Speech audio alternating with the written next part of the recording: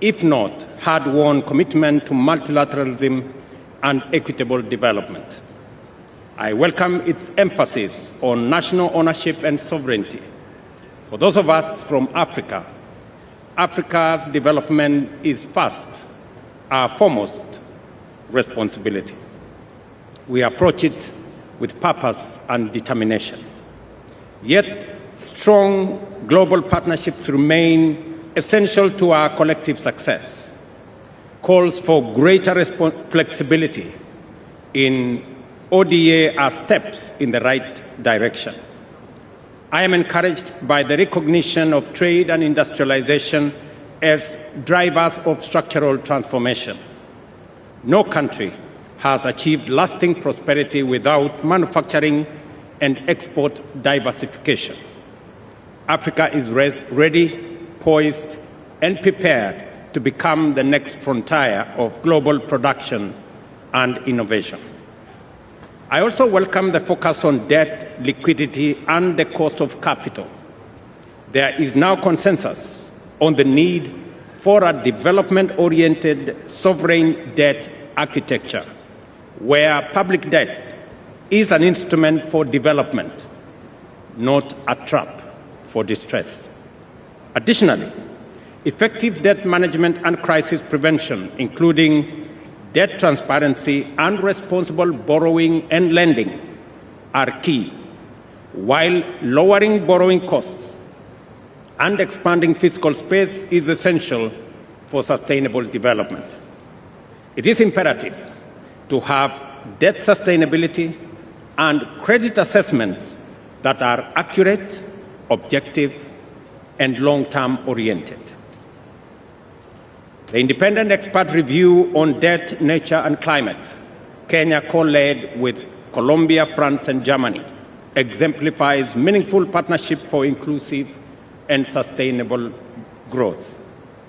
The outcome document also supports the global financing safety net, emphasizing governance reform at the IMF and mechanisms to facilitate easier access to precautionary instruments, lower lending rates, and better use of SDRs.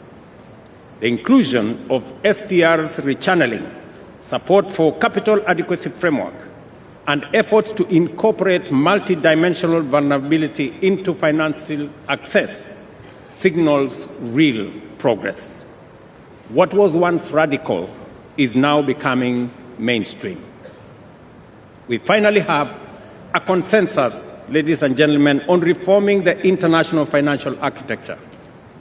This outcome document now calls for strengthening global economic governance by enhancing the voice and representation of developing countries in international financial institutions.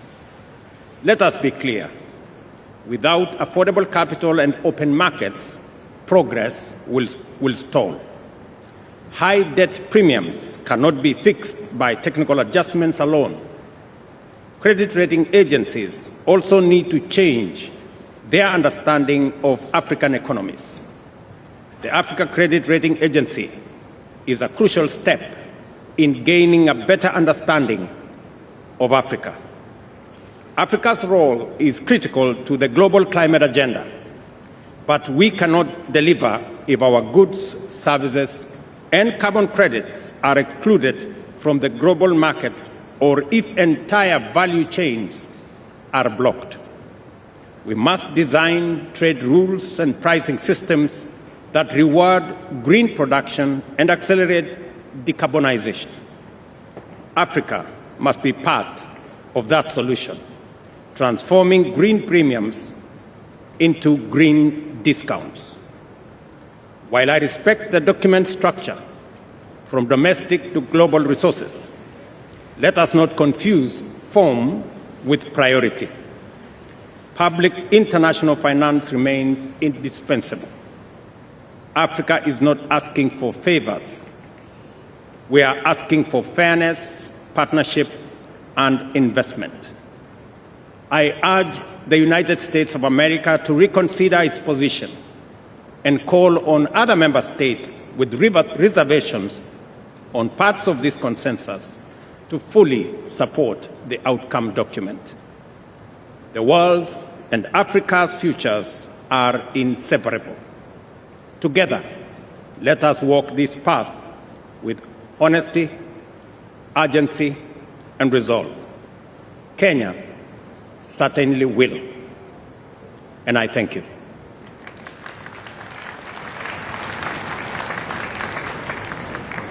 Doy las gracias al